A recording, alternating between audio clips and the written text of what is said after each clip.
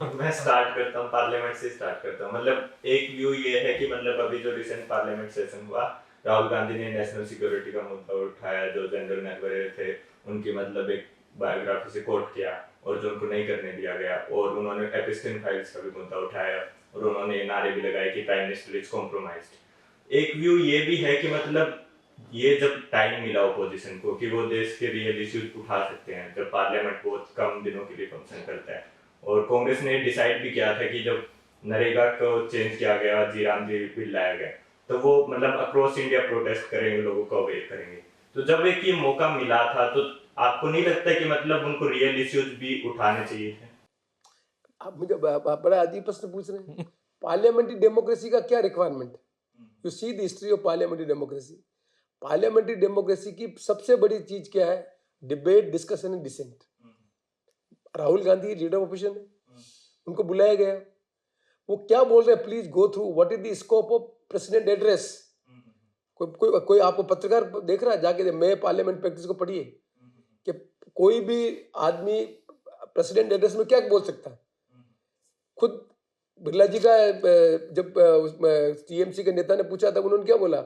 वही है जो लिखा हुआ है पार्लियामेंट्री डेमोक्रेसी में, प्रेसिडेंट के एड्रेस में सब चीजें डिस्कस की जा सकती है। तो उसमें उन्होंने क्या बात डिस्कस करने का मौका नहीं दे रहे। तो लीडर ऑफ अपोजिशन को आप मौका नहीं दे रहे हैं और फिर आप कह रहे हो कि साहब ये मौका खो दिया। तो भाई मौका जो पब्लिक को ये मैसेज तो होना चाहिए क्लियर कि भाई whether you believe in parliamentary democracy और नॉट। ऑनेस्ट किस पर है? ऑनेस्ट किस पर है? आज यदि संविधान खतरे की बात राहुल गांधी कह रहे हैं, तो संविधान खतरे में क्या पार्लियामेंट्री डेमोक्रेसी यदि कमजोर होती है तो ये इंडिकेट नहीं किया जा सकता कि संविधान के संबंध में? तो पार्लियामेंट्री डेमोक्रेसी की प्री रिक्विजिट है कि लीडर ऑफ अपोजिशन को जब आपने बुला लिया तो उसको पूरी बात बोलने का मौका मिलना चाहिए था, और वो यदि कोई बात कह रहे थे तो आपको रिप्लाई में जवाब देने का अधिकार था।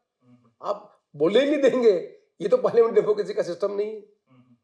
मैं समझता हूँ कि मैं पार्लियामेंट डेमोक्रेसी में जितनी भी आप ब्रिटिश या कहीं उठा के देख लें, या जितनी भी किताबें लिखी हुई है इनकी पार्लियामेंट प्रैक्टिस के बारे में, उसमें से उन्होंने क्या चीज बोली जिसको आप डिप्राइव कर रहे हैं? मैं समझता हूँ कि ये चीजें समझनी चाहिए। वो जो आप बातें करें वो चीजें तो भाई भाई यही तो प्लेटफॉर्म है। आप इस देश में पार्लियामेंट डेमोक्रेसी क्या पिलर है?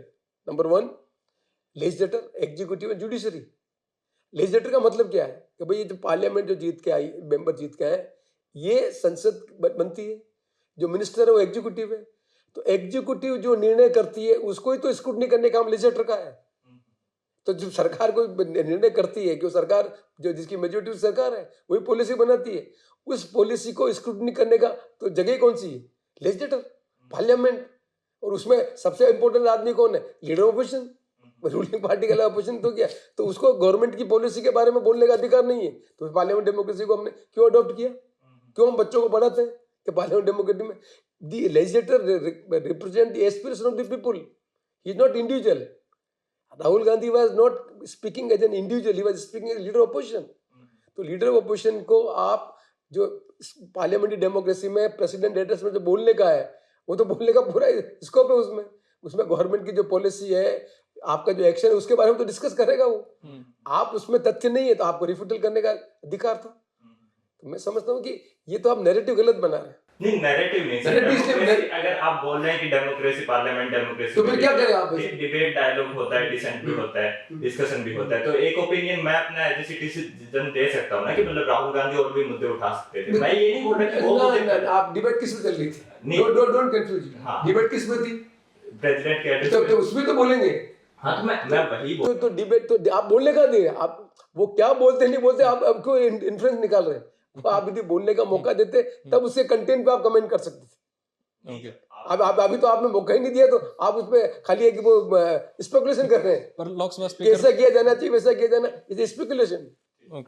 क्योंकि सर ओपिनियन होंगे, अब सिटीजन्स के भी होंगे, सबके होंगे, तो स्पेकुलेशन मेरी हो सकती है कि मतलब और मुद्दों पे स्पेकुलेशन। मैम, हमने मतदाता को एजुकेट नहीं कर रहे हैं।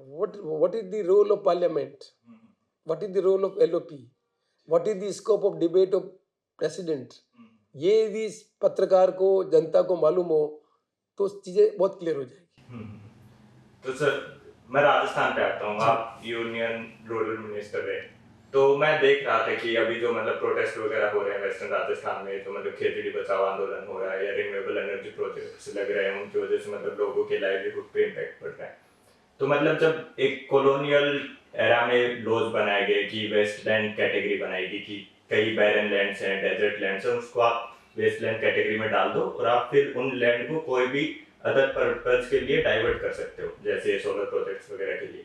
और मतलब अकॉर्डिंग टू वन एस्टिमेट कि almost 25% of Rajasthan land is categorised under wasteland. तो आप यूनियन रूरल मिनिस्टर है, आज आप इसका ये लॉज है या फिर ये जो मतलब लीगल एम्बिग्विटीज हैं, इनका मिसयूज हो रहा है, इसको आप कैसे देखते हैं और इसकी वजह से जो लोगों का लाइवलीहुड पे इम्पैक्ट हो रहा है उसको कैसे देखते हैं? अपने पार्लियामेंट्री डेमोक्रेसी में असेंबली के चुनाव कराते हैं, पार्लियामेंट के चुनाव कराते हैं, लोगों की एस्पिरेशन के हिसाब से कानून बना। कानून बनाने का काम किसका है? Government of the day. Government of the day को ये नहीं मालूम है कि आज स्थिति हमारे उस इलाके की लाइवलीहुड डिस्टर्ब हो रही है और साइमल्टेनियसली हमें मान लो सोलर एनर्जी की जगह भी करनी है, तो किस तरह के कानून बना हुआ जब दोनों के में मिल सके? ये काम तो किसका है? जब आप उसको कानून नहीं बना रहे हो और आप सोलर के नाम पर उनको पूरा खत्म कर रहे हो, तो वहाँ की इकोलॉजी पूरी खत्म हो जाएगी। इम्बैलेंस तो हो इकोलॉजी को बैलेंस करने के लिए सोलर एनर्जी का क्या इम्पैक्ट होगा, किसने स्टडी की क्या? ये किसका काम है? बट ये तो अक्रॉस गवर्नमेंट्स है, मतलब मैं आज की गवर्नमेंट ना whatever I'm not saying why this government that government जो इंटेंसिटी पहले इतने बड़े पैमाने पर सोलर एनर्जी जमीन नहीं ली जा रही थी, इसकी इंटेंसिटी क्यों बढ़ी? पहले जो प्रोजेक्ट थे छोटे आ रहे, छोटी लैंड थी, अब बड़े पैमाने पर, क्योंकि लैंड अवेलेबल कहाँ है? इंडिया, राजस्थान में सबसे बड़ा ज्योग्राफिकल एरिया कौन सा है? राजस्थान। तो राजस्थानी जमीन है, वहाँ आपको मिल सकती है। अरे भाई जमीन तो मिल सकती है, लेकिन राजस्थान की इसी ज्योग्राफी में जिस तरह की यहाँ का लिवलीहुड था, उसमें खेजड़ी का तो बड़ा इंपॉर्टेंट रोल है।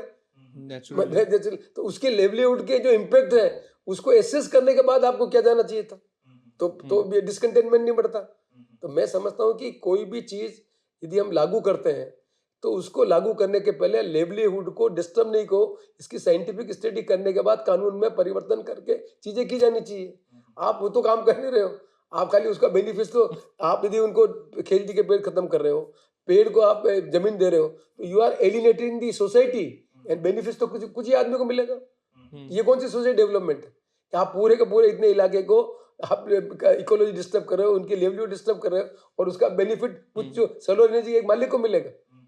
ये तो कोई सरकार का उत्तरदायित्व बनता है कि भाई इन चीजों के बारे में टाइमली एक्शन लेकर निर्णय करें। एंड सर, सिंस आप मतलब स्टूडेंट पॉलिटिक्स से आए हैं और आजकल ये इशू चल भी रहा है, तो मैं सोच रहा हूँ पूछ ही लूँ आपसे ओपिनियन। जो यूजीसी के नए रूल्स आए हैं और उनमें मतलब कास्ट डिस्क्रिमिनेशन की बात की गई है, तो जो मतलब इक्विटी कमेटी बनेगी उसमें ओबीसी के रिप्रेजेंटेटिव होंगे, एससी के होंगे, एसटी के होंगे, बट जनरल के नहीं होंगे, और सुप्रीम कोर्ट ने अब स्टे भी लगा दिया उस पर। तो मतलब आप इसको कैसे देखते हैं कि मतलब जब कॉलेज लेवल पे, यूनिवर्सिटी लेवल पे, पहली बात तो कास्ट डिस्क्रिमिनेशन किस तरीके से होता है, क्योंकि आप उस फील्ड से आए हैं। Matter is sub judice, I don't want to speak, the simple बात है, जो चीज सब जुडिस है उसको नहीं। लेकिन दो तीन चीजें बड़ी इंटरेस्टिंग है। पार्लियामेंट कमेटी जो बनी वो तो उसने रिकमेंडेशन चीजें की नहीं, यूनिलेटरल गवर्नमेंट ने फैसला कर दिया। आप जितने इसके स्टेक होल्डर्स है उनसे पता लगाना चाहिए था क्या बात है, कैसे किस तरह के, यदि आप वेस्ट में नहीं करते तो न तो कानून बनता है, न कानून बनता है तो कानून बनने के बाद जो प्रोटेस्ट हो रहा है उसमें हमारा उद्देश्य क्या है, उस उद्देश्य की पूर्ति हो रही है, हम कोई पॉलिटिकल माइलेज लेने का काम कर रहे हैं। तो ये कोई भी चीज़ों को करने से पहले उसका वाइड स्टडी करना चाहिए। जो इसके स्टेक होल्डर है, स्टूडेंट हैं, जो बच्चे हैं, चाहे एससी के, एसटी के, जनरल के हैं, उनकी फीलिंग क्या है, क्या उस सब चीज़ों को इनकॉर्पोरेट करने के बाद कोई बातें करते हैं। उसके बनिस्बत यदि हम इस तरह की चीज़ें करेंगे तो जो सोसाइटी में डिवीजन बढ़ेगा, डिविजिव पॉलिटिक्स शुरू हो जाएगी। आज कॉलेज में बच्चा पढ़ता है वो तो कभी नहीं पूछता कौन किसका कास्ट का, सबके दोस्त होते हैं। पर मान लो डिस्क्रिमिनेशन हो रहा है तो उसका रेमेडी निकालने का भी तरीका होना चाहिए, वो तो स्टेक होल्डर से बात करके निकाला जा सकता है। मैं समझता हूँ कि लेट अस सी कि सुप्रीम कोर्ट इस बारे में क्या निर्णय करता है।